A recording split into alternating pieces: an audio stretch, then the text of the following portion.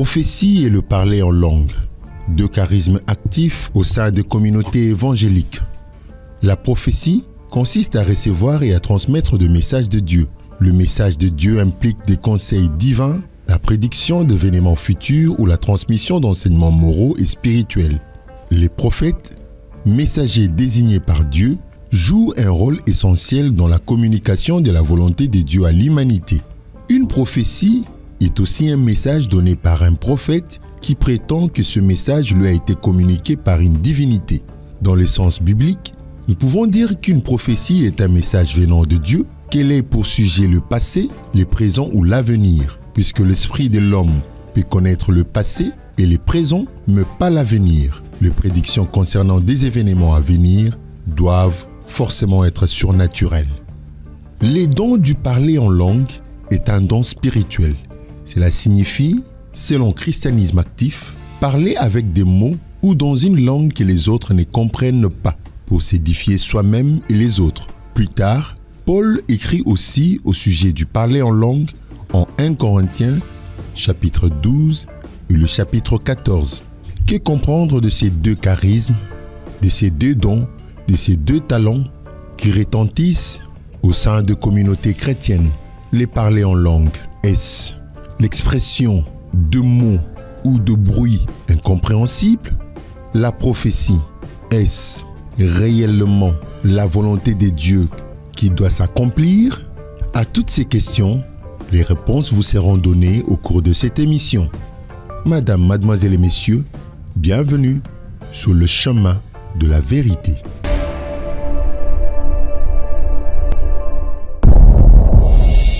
Heureux de vous retrouver après cette petite trêve, une petite pause due indépendamment à notre bonne volonté. Vous savez, les corps, c'est les corps. Toutefois, on ne sait pas l'imposer. Souci de santé, mais gloire au Seigneur, gloire à l'éternel Créateur, Adonai. Nous sommes là en forme pour vous proposer ce nouveau numéro sur le chemin de la vérité avec toutes ces questions qui taraudent nos esprits, toutes les questions qui touchent à tous les secteurs, tous les domaines de la vie, mais dans une approche spirituelle et religieuse, dans une approche où les hommes essayent de relier le monde spirituel et son impact dans le monde physique, parce que tout ce que nous vivons tire son origine du monde spirituel. Aujourd'hui, nous avons la joie de recevoir pour la énième fois. Vraiment, c'est un papa qui nous honore chaque fois que nous l'invitons. Il s'agit du révérend docteur Daniel Kisolo Boweya, en qui nous disons déjà bonsoir et bienvenue, papa. Bonsoir, papa. Comment allez-vous? Par la grâce et la foi, nous allons bien. Voilà, très content de vous revoir. Vraiment, c'est le plaisir partagé. Nous sommes beaucoup plus flattés que vous. Merci. Et dans notre jargon, dans notre parler, nous disons shalom, papa. Shalom. Voilà. Alors, nous allons parler aujourd'hui de manifestations du Saint-Esprit, les manifestations du Saint-Esprit, et nous avons épinglé un point, les parler en langue et les parler en d'autres langues. Parce que nous avons eu à aborder ces sujets avec un bien-aimé qui s'est prêté à cet exercice que nous soumettons nos hôtes, de changer un peu. Il a expliqué en sa manière ce que c'est les parler en langue et les parler en d'autres langues. Et nous avons eu aussi cette occasion, cette chance de pouvoir partager ce lien de cette émission avec vous afin que vous puissiez aussi réagir.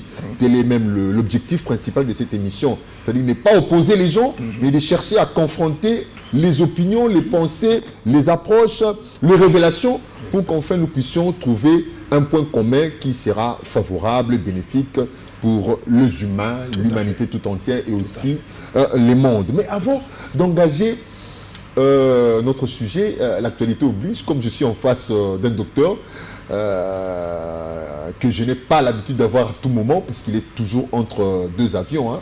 Il est aux États-Unis, il est au Brésil, il est en Angola, il est en Europe, pour des conférences, pour raison de conférences, parce que c'est un grand enseignant. Je voudrais poser une question sur la prophétie, parce qu'il circule ces derniers jours ici des vidéos où on prophétise sur la nation, on prophétise sur... parce que c'est aussi l'un des fruits, l'une de manifestations, du Saint-Esprit. Oui. Alors, c'est quoi en fait la prophétie?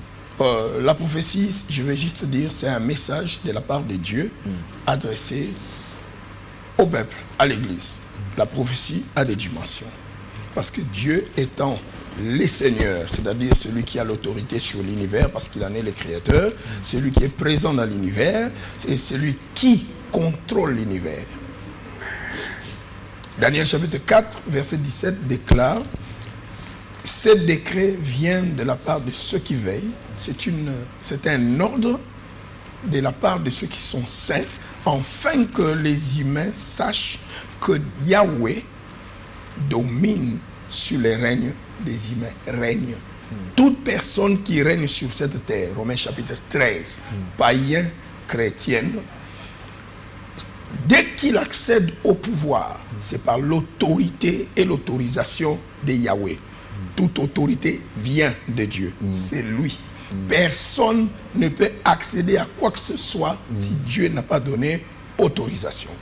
Parfois, Dieu, quand il décrète des choses, ceux qui veillent, ceux qui sont dans la vie de prière et qui ont ces dons d'être inspirés par Dieu, écouter sa voix, soit par les songes, par les visions, et savoir les discerner, peuvent apporter les messages à l'Église ou à la nation ou aux individus pour dire voilà l'événement qui aura lieu.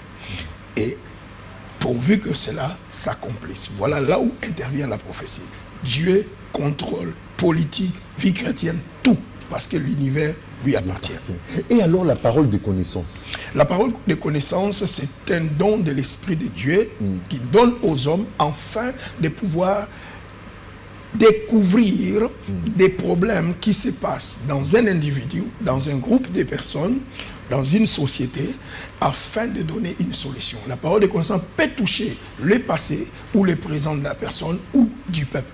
La parole de connaissance peut aller plus loin jusqu'à retracer votre arbre généalogique.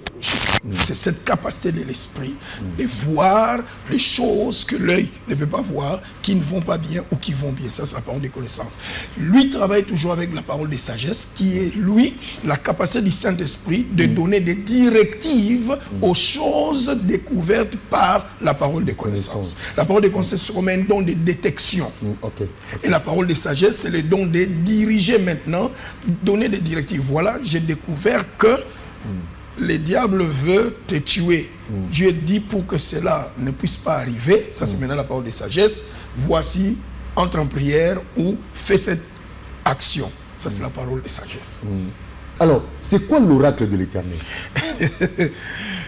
Quand nous en parlons de l'oracle, le mot oracle signifie simplement fardeau. La prophétie, si elle ne vient pas par vision, si elle ne vient pas par des sensations, nous avons les 5 sens naturels, l'esprit humain a aussi des 5 sens. Si vous ne voyez pas en esprit, vous pouvez sentir cela. Vous pouvez sentir par odorat ou par votre toucher spirituel. Sinon, ça vient en forme d'un fardeau. Ce fardeau qui vous vient, le prophète discerne que Dieu veut me dire ceci. Par exemple, quand vous priez, je suis en train de prier pour Papa Rémi, parce qu'il m'a exposé un problème. Alors je prie pour que ce problème-là, Dieu puisse intervenir. Quand est-ce que je vais abandonner ma prière? Peut-être qu'en priant, je peux avoir des visions, des images, ou je peux entendre la voix. Mais si cela n'arrivait pas, la meilleure façon que Dieu parle aux chrétiens 24 sur 24, c'est ça l'oracle, c'est les impressions de l'esprit. C'est ce que Philippiens 4, verset 6 à 7 dit. En toute chose, ne vous inquiétez pas, faites connaître vos besoins à Dieu par des prières, des supplications. Et la paix de Dieu.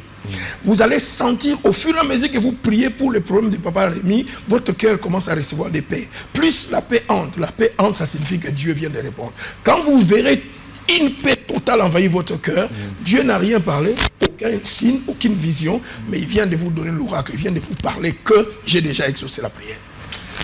C'est ça ce que Jésus a dit, croyez que vous l'avez reçu. Nous croyons que nous l'avons reçu quand cette paix envahit notre cœur. Alors vous pouvez déjà dire, Seigneur, merci, parce que tu m'as déjà répondu. Aujourd'hui, on ne sait pas comprendre la prophétie. Oh Dieu, ainsi dit l'Éternel. Bon, Dieu est en train de confondre ces hommes de ses propres serviteurs. L'autre là qui dit, oh non, l'autre qui se proclame. Comme il dit le contraire de ce que les autres disent, il se proclame Miché. Moi, je suis comme Miché. Alors, finalement, on ne sait pas comprendre. Oh non, moi je dis ceci. L'Éternel a dit ceci. L'Éternel dit, or, des fois on se dit, docteur, même dans la Bible on nous dit, si la prophétie ne s'accomplit pas, il faut que les prophètes qui annoncent ces prophéties soient lapidé. La prophétie, la parole de connaissance, la parole de sagesse, l'oracle. Qu'est-ce qui se pose sur les temps? Parce que quand je dis c'est posé, c'est-à-dire que la chose, quand elles sont, le temps est là. Parce qu'on nous apprend que le temps, c'est les prophètes qui ne mentent pas. La prophétie, comme vous l'avez dit quelque part là, le passé, le présent et le futur. Or, la Bible dit, le Seigneur ne change pas. Il est le même hier, aujourd'hui et éternellement. Qu'est-ce qui se pose maintenant sur les temps? Parce que la prophétie, peut-être déclarée, qu'on a entendu là, il y a une vidéo qui circule là, on annonce des prophéties sur les chefs d'État. Dieu a exposé sa nudité. Je me dis, mais est-ce qu'il ne peut pas se repentir pour que Dieu... Non, Dieu a déjà déclaré comme ça. Non. Je vais m'essayer d'entrer en communication avec la servante de Dieu. Bon, je l'appelle servante de Dieu parce qu'elle parle au nom du Seigneur, c'est à Dieu de juger lui-même. Non. Moi, je ne peux pas parler... Si Dieu ne me dit pas de parler, mais je lui dis, mais comment est-ce que tu as eu alors cet ainsi dit l'Éternel? C'est que Dieu t'a donné l'autorisation de venir parler. Venez, on va confronter cela à la parole du Seigneur, parce que nous aimons, lorsque vous parlez, que l'Écriture aussi parle. C'est la fondation, les Écritures. La personne dit que non, Dieu ne lui a pas autorisé de venir parler avec moi. Moi j'ai dit, bon ça va, je vais essayer un peu de pingler cela avec le docteur Daniel Kissolo. De cette manière, merci. Moi, j'aimerais, pour ne pas peut-être changer de sujet comme vous avez dit par la langue, mais je vous dirais une vérité. Cette histoire du prophétique, depuis la nuit des temps dans la Bible, a créé beaucoup de problèmes. Raison pour laquelle le prophète Samuel, à son époque, lui deviendra le premier professeur en théologie. L'école de théologie dans la Bible n'était pas pour former les pasteurs, c'était d'abord pour former les prophètes. Il a été, dans la culture juive, il a été découvert qu'il est devenu très important que ceux qui sont inspirés par Dieu ne puissent pas troubler le peuple, vivre s'aimer les désordres. Alors Samuel a créé les écoles des prophètes. Le terme fils des prophètes est une traduction de nos traducteurs de la Bible. Le fils de papa. Voilà, c'est le mot disciple. Parce que le mot disciple ne commence pas dans le Nouveau Testament. Vous verrez ça même dans Isaïe. Donc quand vous sentez que vous avez l'appel ou vous avez ce don d'inspiration qu'on appelle la parole de connaissance ou la prophétie, donc les dons de la vocalisation du message de Dieu. Dans ces dons-là, il y a prophétie, parole de connaissance, parole de sagesse. Ce sont des dons vocaux. Parce qu'il y a des dons de la puissance, comme guérison, miracle, foi. Vous comprenez? Alors, Samuel a vu qu'il était important, malgré l'appel, malgré les dons, malgré toutes les visions que vous puissiez avoir, il fallait d'abord qu'il y ait une école, qu'on vous identifie à un prophète qui a déjà la maîtrise du don et qui a des connaissances. L'écriture existait déjà. Ils avaient Moïse, qui était le prophète d'avant, les écrits des Hénoch qui étaient déjà. Il fallait s'inspirer de ces gens. Samuel a fait des leçons. Comment il faut écouter Dieu? Comment interpréter ce que Dieu dit? Comment transmettre les messages? Si vous voyez, le prophète Nathan reçoit le message de la nudité du roi, l'expression que vous avez utilisée. Mais il ne vient pas avec comme ça devant le roi. Parce que Dieu, quand il établit une autorité, il exige du respect à l'endroit de l'autorité. Dieu n'a pas peur de l'autorité, mais Dieu exige qu'on respecte l'autorité. Je pense que vous écoutez bien. C'est Romains 13. Toute autorité vient de Dieu. Qui s'oppose à l'autorité s'oppose à Dieu. On ne vous demande pas d'avoir peur du président, mais de respecter ce que Dieu a établi. Ses mandats, c'est ça l'autorité. Durant cet exercice de respecter, alors le prophète doit venir parler en parabole. Au lieu de venir directement, toi, Dieu m'a montré que tu as pris la femme d'autrui, tu as tué son mari, il est venu en parabole. Un homme, vous connaissez la parabole, avait sa brebis, l'autre en avait plus, David se fâche. À partir de la réaction du roi, le prophète fait entrer les messages. Cet homme-là, mon roi, c'est vous. Je pense qu'on a bien suivi. Alors il faut que celui qui pense avoir les dons puisse entrer dans l'école, apprendre les prophétiques. Deuxième chose que j'aimerais placer peut-être prochainement quand je reviendrai dans la nation, nous allons toucher cela, comprendre les prophétiques.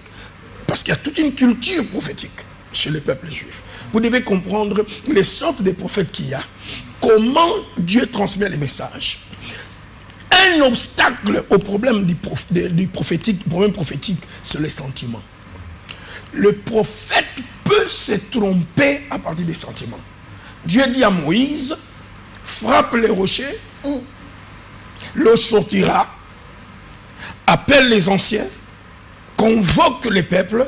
Moïse, parce que les peuples s'étaient disputés avec lui, aigri d'esprit, il dit, vous rebelles, il insulte le peuple de Dieu. Il dit, c'est de ces rochers que vous croyez que nous, moi Aaron, nous vous sortirons de l'eau. C'est lui qui devait sortir de l'eau, il avait dit, je me tiendrai sur les rochers. Il devait élever l'auteur du miracle. Il s'est placé à sa place. Au lieu de parler aux rochers, Moïse frappe les rochers.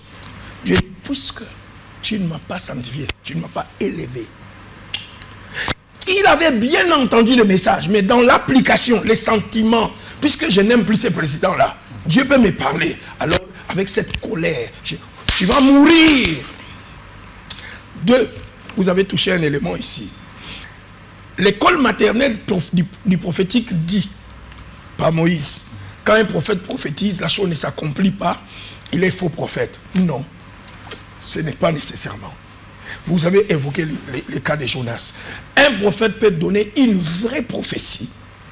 Mais là, Dieu ne peut pas accomplir sa prophétie pour honorer la personne du prophète. La prophétie est pour l'édification de ceux qui ont reçu. Alors les gens reçoivent le message, réagissent positivement. Par une repentance, Dieu ne peut plus accomplir cette prophétie. Que les gens vous appellent faux ou vrai, un prophète s'occupe de transmettre le message. Il ne doit pas s'occuper de si ça va s'accomplir ou pas, parce que c'est lui qu'on doit reconnaître comme vrai prophète. Non. Le peuple, le récipiendaire du message peut changer votre prophétie. Prenez un autre exemple que je vous donne. Quand vous êtes dans Genèse 15, Dieu a dit à Abraham clairement et précisément, Abraham était prophète, vous savez ça, que ta descendance fera 400 ans d'esclavage en Égypte. Mais quand vous lisez Exode, ils sont sortis après 430 ans. Qui était faux prophète? Abraham, qui a donné une fausse prophétie de 430 ans? Ou quoi? Non. Le fait que le peuple ne pouvait pas comprendre que le temps est arrivé, la prophétie exige de nous de jouer notre rôle. Crier à Dieu. Reconnaître le Messie que Dieu nous a envoyé, Moïse. Lui donner ses respects et l'appui pour que nous puissions sortir. Ils lui ont dit qu'il t'a établi chef par nous. Le temps qu'il fouille, la date de l'accomplissement est en train de passer. Rallongé. Exactement. C'est le peuple qui peut faire que la prophétie s'accomplisse ou tarde. C'est pourquoi Dieu dit, écrit la prophétie. Si elle tarde, elle ne tarde pas parce que Dieu veut. Dieu peut donner une date et la prophétie va tarder parce que le peuple n'a pas réagi selon les conditions de la prophétie. C'est pour ça qu'il y a école des prophètes. Il faut enseigner le prophète. On n'apporte pas le message de la prophétie aux gens pour qu'on vous dise vous êtes vrai prophète parce que ça s'est accompli. Non. Parce que le peuple doit recevoir de Dieu l'édification. Voilà un peu ce que je peux toucher. Je peux donner tant d'exemples dans la Bible, mais arrêtons-nous là parce qu'on a un autre sujet à développer. Je pense que vous êtes munis, hein, parce que j'ai oublié de le dire au début de cette émission. Moi, je me promène toujours avec mon carnet pour noter. Hein, ça me permettra aussi de vérifier, de jeter un coup d'œil dans la Bible. Comme on a des Bibles électroniques, on jette un coup d'œil. Ce que Papa Daniel avait dit, tout ça. Donc, vous êtes déjà bien installés. Les manifestations du Saint-Esprit. Aujourd'hui, nous parlons du parler en langue et du parler en d'autres langues. Papa Daniel. Je vous suis. Pasteur Daniel, docteur Daniel, vous êtes enseignant. Nous avons reçu ici, permettez, c'est notre un invité habitué, le frère Antien Koulou, qui expliquait d'une certaine manière les parler en langue et les parler en d'autres langues. Il a appuyé ça aussi. Vous avez à suivre notre entretien avec lui. J'ai suivi tout. Donc, ce n'est pas ce qui se fait dans nos églises. Parce que cet acte-là, de dire les chambarabara, koro, koko, ça a été inspiré, quelqu'un qui a été pendant le monde contemporain, époque contemporaine, ce qu'on dit là, une dame là qui a parlé en langue et tout le monde a pris cette habitude-là. D'abord, d'entre les jeux, c'est quoi les parler en langue et les parler en d'autres langues? Papa Rémi, merci beaucoup. Aujourd'hui, je serai vraiment en pleine école, comme je donne cours à des pasteurs, en graduat, en licence, en théologie, ou en master ou en doctorat. J'aimerais toujours réitérer ma phrase que je vous ai toujours dit. Quand vous utilisez Darby, Louis II, Martin, ce sont des traductions. Louis II était de la nationalité suisse-française. Avec ses 72 amis comme les Français des Belges, je suis sûr au Congo belge, ces 72 amis, ils ont pu traduire une Bible qui avait beaucoup de fautes et qui subit toutes les années grâce aux gens que j'apprends ici au Congo, vous insultez, que je bénis, grâce à l'église catholique, leurs moines. La société biblique ne vous donne pas une Bible protestante sans la contribution de moines catholiques. Toi qui prêches dans une église de réveil, qui n'a jamais une Bible, avec une Bible protestante, les protestants n'ayant pas assez de savants qui ont de 3 doctorats comme nous, ou 4 doctorats, qui se sont donnés et des masters comme nous, empruntent toujours des docteurs en théologie, des moines catholiques pour leur aider dans la traduction de la Bible, prendre les textes originaux. Louis II, 2002 et 2022, vous allez trouver le mot sacrificateur changé au mot prêtre. C'est une participation de l'église catholique que vous insultez et ils vous ont donné un outil qui fait de vous aujourd'hui pasteur. Si on vous appelle pasteur, grâce à une Bible que les catholiques ont aidé les protestants à traduire. Respect pour quelqu'un qui a fait de toi ce que tu es devenu. Alors je veux ne pas entrer dans votre jeu là. J'ai suivi votre mission. Vous avez lu une Bible française qui n'est pas l'original. Paul, Pierre, les auteurs du Nouveau Testament ont écrit en grec koiné. C'est une langue qu'Alexandre le Grand, sortant de la Macédoine, quand il a conquis le monde, vous connaissez l'histoire, pour nous qui avons été à l'école. Moi j'ai étudié à Saint-Théophile de 82 à 86. J'ai fait la PEDA à Saint-Théophile de Lemba. Ok, avant d'aller à l'université. Donc ces prêtres-là catholiques m'ont aidé à parler et à réfléchir comme j'ai réfléchi là aujourd'hui. Et nous connaissons l'histoire, je crois, en première année que nous avons appris cela. Alexandre a récupéré le monde. L'Europe, à part de la Macédoine, l'Asie et l'Afrique du Nord. Et il en a fait un seul empire. Et il avait ces 4 généraux à sa mort qui ont récupéré Ptolémée I, qui a récupéré la partie de l'Afrique du Nord. À partir de lui, grâce à Ptolémée, un des généraux d'Alexandre, que les Juifs ont quitté, financés par lui, ont quitté Israël pour venir en Égypte, en Alexandrie, traduire la version des Septante. La Bible en grec que Jésus et les apôtres ont utilisé à 90%. Toutes les citations de l'Ancien Testament dans le Nouveau Testament sont à 90% de la Bible grecque, la Septante. À 5% de la version que Jésus a utilisée. Jésus n'a pas utilisé la Bible hébreu sauf à 5%. Jésus a utilisé la Bible grecque, la version des Septante. C'est pourquoi vous verrez, par exemple, quand vous lisez Ésaïe 4, vous verrez, Matthieu 4, vous verrez quand on parle, il s'est chargé de nos maladies, il s'est chargé de nos infirmités quand il a guéri les malades. Quand vous allez de l'autre côté, on parle des douleurs. Parce que ça, c'est hébreu. Notre Ancien Testament protestant est hébreu. Il y a beaucoup de raisons à expliquer ici pourquoi les protestants ont pris la Bible hébreu au lieu d'utiliser la Bible que les apôtres de Jésus et Jésus ont utilisée pour prêcher leur évangile, qui est la version des Septante que l'Afrique a donnée. Ils sont allés chercher la version hébreu de Jérusalem. L'Ancien Testament est en hébreu au lieu d'être en grec. L'Afrique a donné, c'est compliqué. Merci. L'Afrique a donné. En Alexandrie, en Égypte. Oui, c'est l'Afrique. Est-ce que vous savez que jusqu'à aujourd'hui, je ne vais pas jusqu'à aujourd'hui, la Bible ancienne... Quand vous parlez d'Afrique là, les gens font allusion aux races. Nous devons être fiers de nous. Les gens font allusion aux races. Ce sont les Éthiopiens qui écrivent ça. Vous êtes des Noirs, c'est pourquoi je voulais arriver. La plus appelez-moi une autre mission. Papa Rémi, laissez-moi vous dire la vérité. Jusqu'à aujourd'hui, dans les musées et partout, la Bible la plus vieille, originale, vient de l'Éthiopie. Dans tous les manuscrits anciens que nous avons, qui nous donnent nos Bibles ici, la plus vieille, comme on dit les gars, la Mokolo et Nabango, c'est la Bible africaine vient de l'Éthiopie. Quand vous dites Jésus n'est pas noir, laissez cette histoire. Quand vous êtes dans l'Apocalypse là, quand vous allez dans l'Apocalypse, les cheveux qu'on décrit de Jésus là, et les cheveux de blanc. Apocalypse 1. Le cheveu de Jésus décrit dans Apocalypse 1. Ceux qui me suivent, lisez votre Bible. Voyez nos cheveux. Voyez les cheveux de blanc. Les cheveux là, comme de la laine. Vous avez déjà vu un cheveu blanc de la laine? Toi, tu as de la laine sur ta tête. Les blancs, les cheveux de la laine. Vous voulez comprendre qui est Jésus, d'où il vient? Henri, on note déjà combien d'émissions déjà, hein? Jésus n'a jamais été mondélé. 5 émissions déjà. Il n'a jamais été mondélé. D'abord, les Asiatiques ne sont pas mondélés. Jésus n'a jamais été mondélé. Prenez Apocalypse 1. Voyez la description des cheveux de Jésus et des yeux de Jésus. Si vous n'avez pas été à l'école, plus loin jusqu'à l'université pour étudier les races et tout ça, la morphologie, alors vous ne comprendrez pas certains versets de la Bible. Lisez l'Apocalypse avec les yeux de la morphologie. Est-ce que la morphologie décrite par Jean est blanche? Un autre débat. Merci. Alors je reviens, papa Rémi, puisque les apôtres ont écrit le Nouveau Testament en grec koiné, nous allons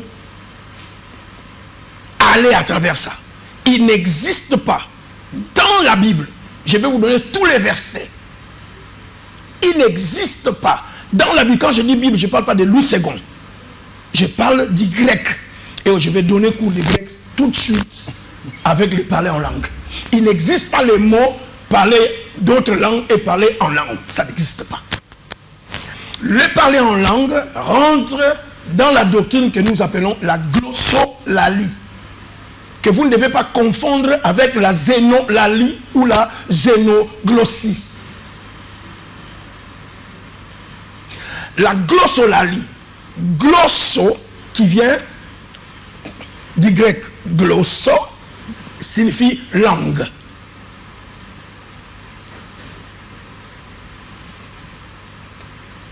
Lali vient du verbe laléo, bavarder, discourir, émettre un bruit. Je dis bien, notez le mot bruit. Émettre un son articulé.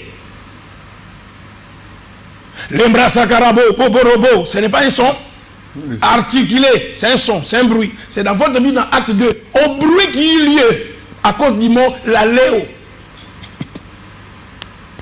Ils ont émis un bruit.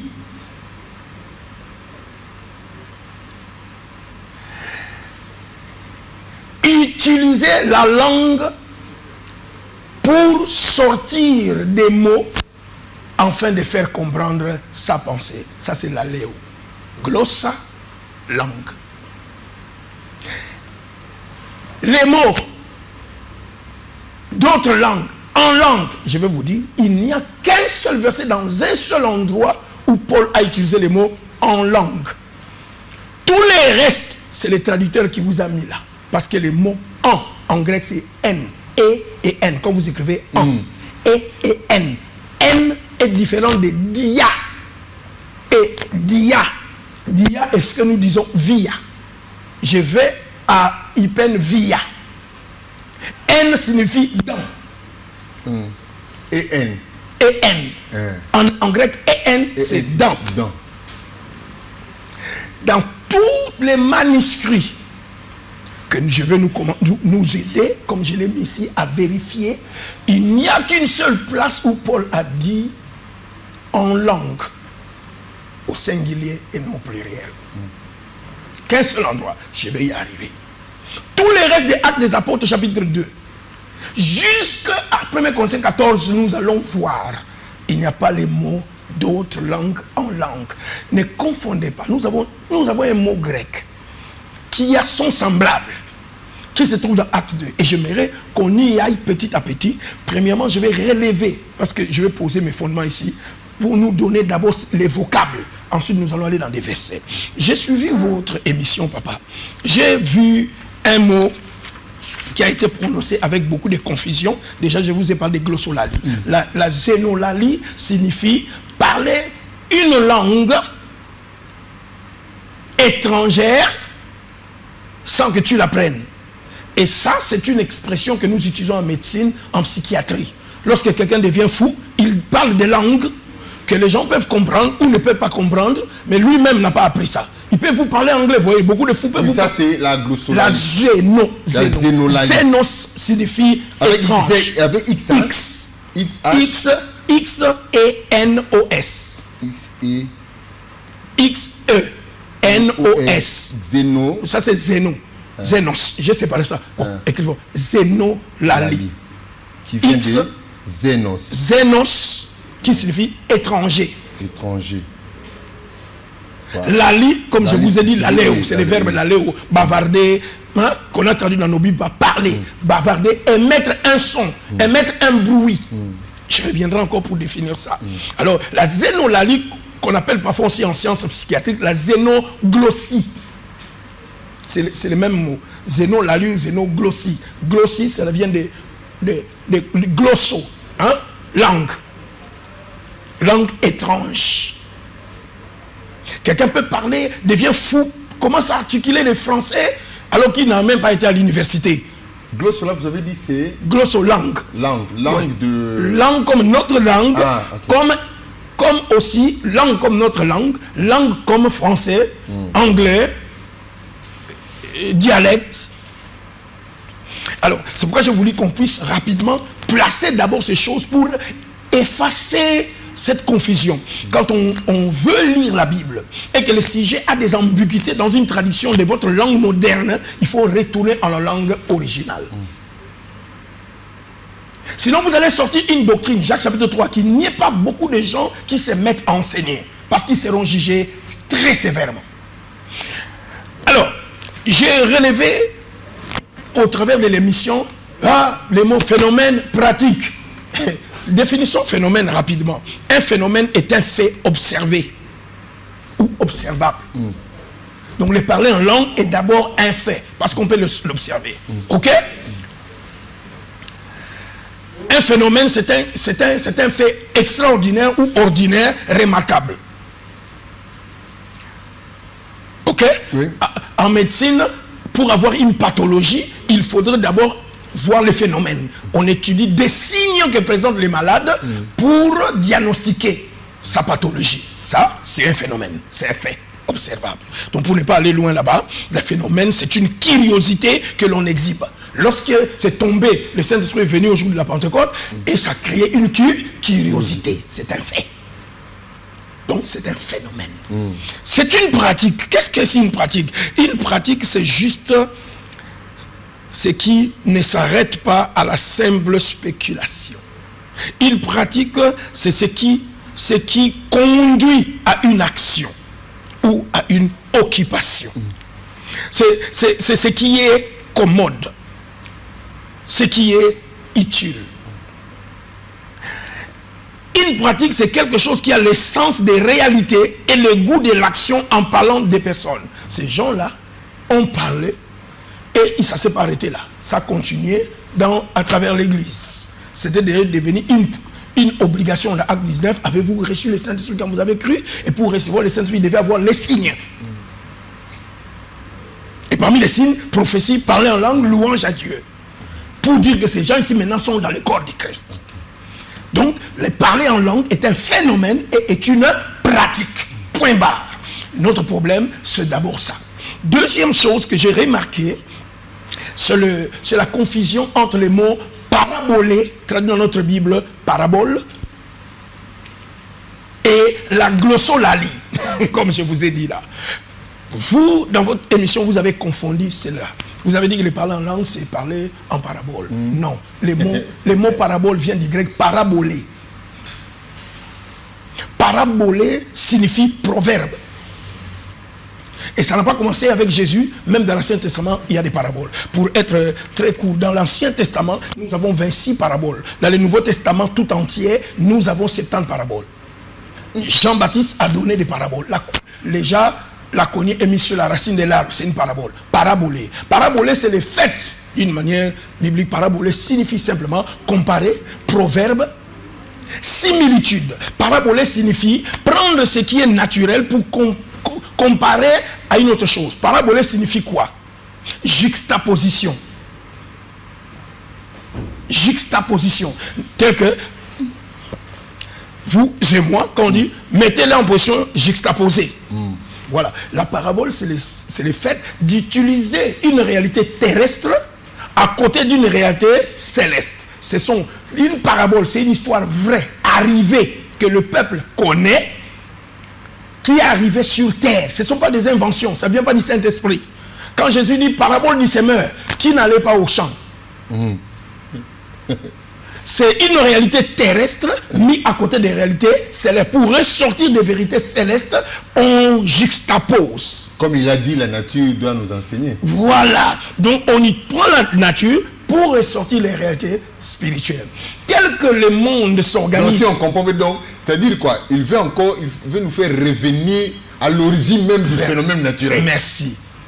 Merci. Ça c'est parabolé. Vraiment. Nous en avons 26 dans l'Ancien Testament, nous en avons 70 dans le Nouveau Testament. Parmi les quand vous enlevez les paraboles de Jean-Baptiste, vous allez vous retrouver avec Jésus qui a au moins plus de 50 paraboles, dont 37 vous sont connus, qui ont des réalités directes avec le royaume des cieux, les restes ont des réalités indirectes.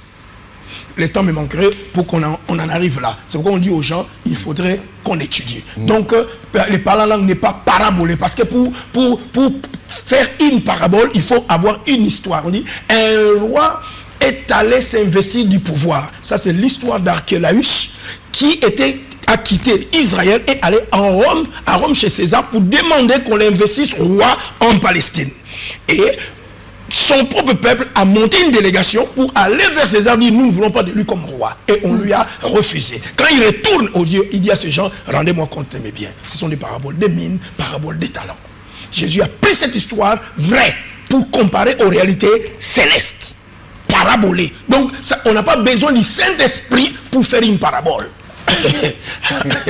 Alors, il y a encore un autre mot que vous savez un peu anglais que vous ne saviez même pas. Parfois, vous étiez en train d'articuler mal mystère et ministère. Mystère, ça vient du grec mysterion, qui signifie simplement secret, quelque chose de caché. Quand quelqu'un parle en langue, il dit à Dieu des secrets que personne ne peut comprendre. Et c'est là où je viendrai pour vous expliquer, parler en langue prière, en privé, parler en langue en public, avec 1 Corinthiens 14. Et alors, je vais aller vite pour ne pas consommer de votre temps et de ceux qui nous suivent. Nous allons commencer dans Actes des Apôtres, chapitre 2, là où vous avez commencé. Ok? Chapitre 2. Et là, avant de lire, je vais juste résumer l'histoire pour placer une autre précision. Le temple appartenait au peuple juif. Le peuple juif avait, depuis le retour de Babylone, la captivité de 70 années, et la captivité, ça c'est le royaume du Nord, qui est parti 100 ans en Assyrie. Le royaume du Nord était constitué de 10 tribus avec Jéroboam et ses descendants. Et Dieu les a menés en Syrie pendant 100 ans.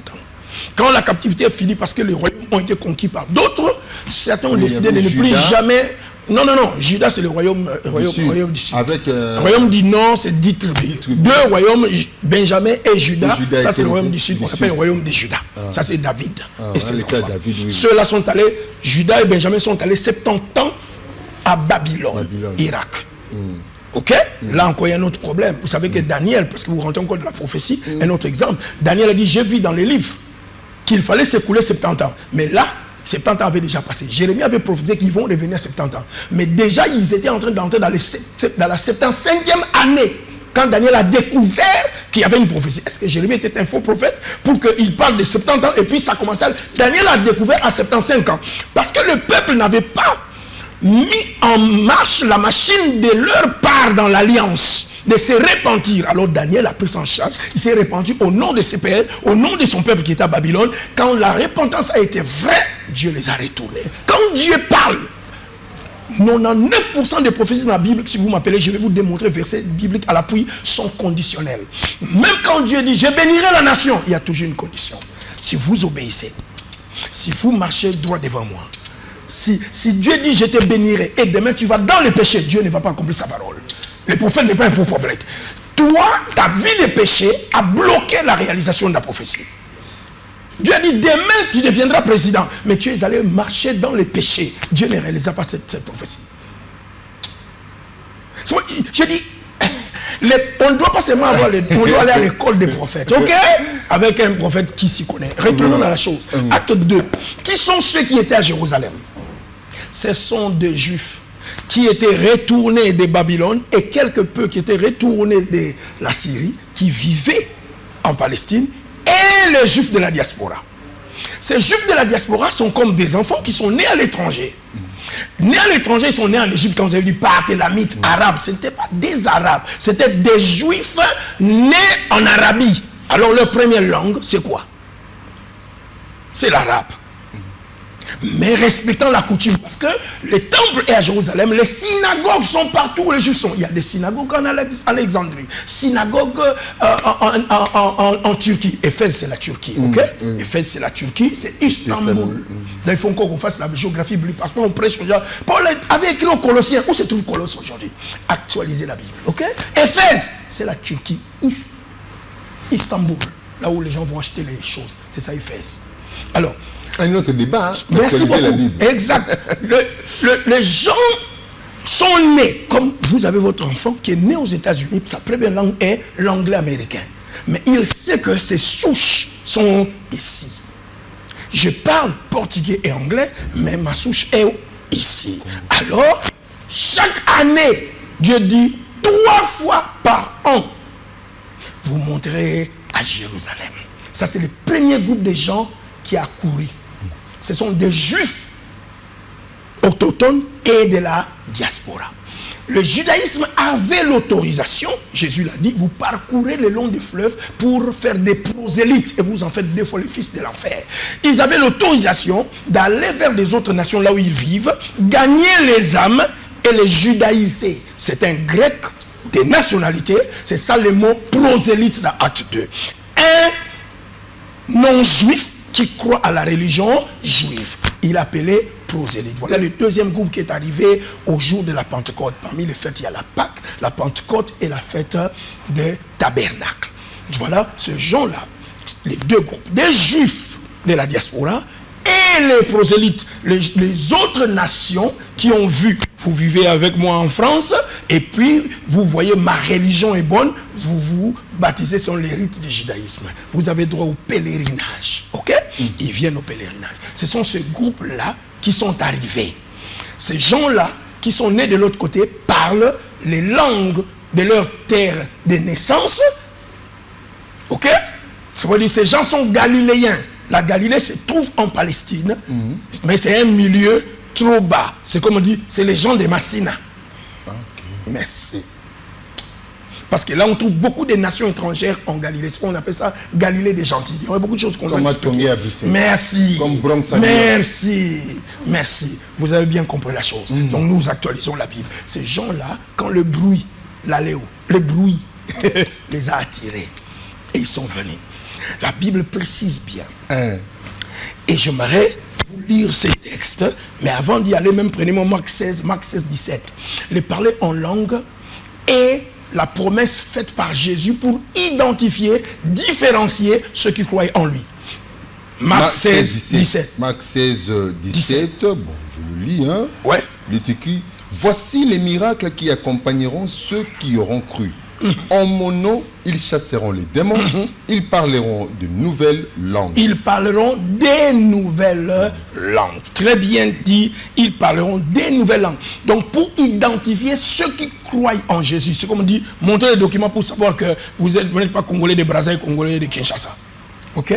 Là, cette différence-là se fera par des signes, vous les verrez, chasser les démons, guérir les malades et parler en langue. Votre enfant qui naît dans votre maison doit parler la langue de votre maison pour s'identifier à la famille.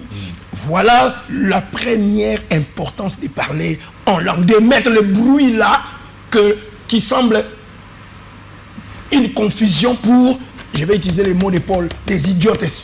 Dans 1 Corinthiens 14, il dit les idiotes, les illettrés spirituels qui ne comprennent pas les choses. Ça leur crée des problèmes. J'arrive. Il dit, ils parleront des nouvelles. C'est ce que je vous dis. Mais des nouvelles, c'est ce qui me complique. C'est là où j'arrive. C'est là où j'arrive.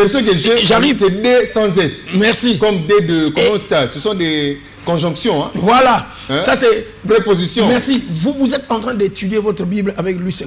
C'est ça, c'est ça les problèmes. Moi, je vous donne, c'est ce que je dis. Je vous donne juste cette phrase-là de parler en langue. OK? J'ai fait mes transcriptions. Les mots qui est là-bas, d'abord, parleront. Ces verbes et les verbes l'aléo, je vous les donné. Ici, dans Marc 16, 17, l'aléo est autant futur. Donc, c'est une promesse. Dans la voix active, je crois que vous et moi, nous étions à l'école. L'aléo est autant futur, voix active et mode indicatif. Ça, donc, ça identifie. Pour identifier dans les jours qui viennent, ceux qui croient en moi, ils doivent émettre ce son-là confus. Ça indique la chose. Si vous êtes à Jésus, on vous indique, on vous identifie par la léo. Votre langue maternelle, c'est le français, lingala, chiluba, mais dès que vous croyez en Jésus, on vous identifie par cette langue-là. Je dis bien, temps futur, parce que l'église n'était pas encore là, les saints n'étaient pas encore descendus à la Pentecôte. Temps futur, voix active. Ok? Mode indicatif. Merci. Mode indicatif. Nous sommes allés à l'école chez les catholiques, pas pour blaguer. Ça, c'est maintenant de la pédagogie. Merci. C'est pourquoi je vous ai dit, je vais enseigner grec ici. La léo. Ensuite, nous avons les mots nouvelles. En grec, c'est kainos. K-A-I-N-O-S. Et O-S. K-A-K-A-I-N-O-S. Kainos. K-A-I-N-O-S. Kainos signifie récent, neuf, qui vient de se produire, nouvelle sorte, un fait récent. Quel est le fait récent? Pour ceux-là qui parlaient grec avec Jésus et un peu d'hébreu, nous le voyons à la Pentecôte maintenant, parler en langue. Traduit d'autres langues, c'est ça votre problème, je vais arriver dans d'autres langues. Ok? Là nous sommes maintenant dans Actes des Apôtres chapitre 2. Lisez-moi le verset 3, parce que c'est là où se trouvent les problèmes. Actes des Apôtres chapitre 2 verset 3. Des langues semblables à des langues de feu. Les mots langue là-bas, apparurent, c'est les mots séparées les unes des autres et se posèrent sur chacun d'eux. Donc, d'abord, vous voyez, glossa. Glossa signifie organe de la parole. Mais on dit de langue là, semblable à des langues. C'est ce que je dis. C'est ce que je suis en train de dire. Avant de commencer à s'exprimer, le Saint-Esprit a fait un fait réel. On dit phénomène. Phénomène. C'est pourquoi je vous ai dit. Quelque chose a apparu sur la tête. Moi, je vois sur votre tête ça. En forme de feu sur votre tête. Vous voyez ça sur ma tête. L'autre, ils étaient 120. Chacun avait une langue comme ça. Une vision apparaît visiblement sur les têtes des gens. Langue de feu. C'est pourquoi je dis bien. Glossa. Allez-y. Des langues de feu. Ils furent tous remplis du Saint-Esprit et se mirent à parler en d'autres langues. Merci. Selon que l'Esprit leur donnait de s'exprimer. Je vais. Langue de feu. Semblable à des langues de feu. Voici le mot grec. Glossa. Aussi, pour c'est le mot feu en grec. Aussi signifie semblable. Ok? Je vais traduire ça littéralement comme ça pour ne pas traduire avec lui second. Des langues à peu près de feu. Des langues semblables à du feu. Il n'y a même pas le mot langue de feu. C'est le traducteur qui a ajouté le mot langue de feu. Dans le grec, il n'y a pas le mot langue de feu. Des langues glossa aussi pour. Des langues à peu près semblables à du feu qui étaient sur leur tête. Le mot d'abord, langue du feu, n'existe pas devant le mot feu dans les textes originaux. Ceux qui ont fait les Grecs, puisque moi je suis professeur de cours de grec et d'hébreu dans mon école. Okay? J'enseigne à des pasteurs les langues anciennes de la Bible pour imprégner les textes, pour ne pas rencontrer, prêcher Louis II au lieu de prêcher ce que Luc a écrit. C'est pourquoi je reviens de verset 4. Verset 4, nous suivons, oui. Ils furent tous remplis du Saint-Esprit et se mirent à parler en d'autres langues, Merci. selon que l'Esprit leur donnait de s'exprimer. La phrase en d'autres langues n'existe pas dans la version originale. La phrase est la léo hétéros glossa. La léo hétéros glossa. Le mot hétéros est le mot est le contraire de allos parakletos. Je vous enverrai un autre consolateur. Un autre. Les gens risquent de jeter les Bibles qu'ils ont. C'est votre traduction. C'est pourquoi quand vous voulez prêcher la Bible, ne prêchez pas Louis II. Prêchez. Je vous donne les textes. La léo hétéros glossa. Traduction. Ok? Parler d'autres langues. Pas en d'autres langues. Pour mettre en, il faut avoir N du grec. Ça ne se trouve pas. Hétéros signifie un autre des différents. Halos, parakletos, de Jean 14, que Jésus nous a donné. Je vous enverrai un autre consolateur. Quelle est la différence entre autre et autre des gens? Autre des actes. Autre des actes, c'est hétéros. Hétéros signifie différent. Ok? Il parlait différentes langues. Il parlait différentes langues. Il s'est mis à parler, voici la traduction exacte. Il s'est mis à parler différentes langues. Donc des langues d'où il provient. Voilà. Il s'est mis, c'est là où je vais vous arriver. Prenez rapidement pour que peut-être à cause de l'heure. 1 Corinthiens chapitre 13 verset 1. Il existe, le Saint-Esprit fait parler aux gens deux sortes de langues.